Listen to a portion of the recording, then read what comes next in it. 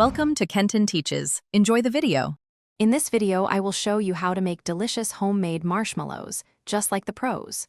Start by gathering all your ingredients, such as unflavored gelatin, granulated sugar, light corn syrup, and a touch of vanilla extract.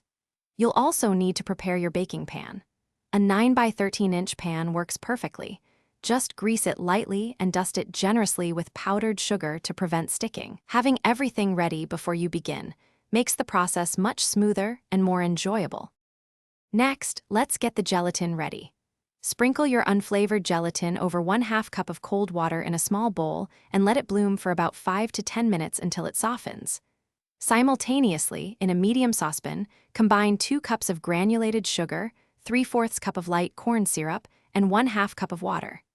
Heat this mixture over medium heat, stirring until the sugar dissolves, then bring it to a rolling boil. Now for the magic. Carefully pour the hot sugar syrup in a slow, steady stream into the bowl with the bloomed gelatin while your stand mixer is running on low speed. Once combined, increase the speed to high and whip the mixture for about 12 to 15 minutes. It will transform into a thick, glossy, and incredibly fluffy marshmallow cream. In the last minute of whipping, add 1 tablespoon of pure vanilla extract for that classic flavor. Gently pour the whipped marshmallow mixture into your prepared 9 by 13-inch pan, spreading it evenly with an offset spatula.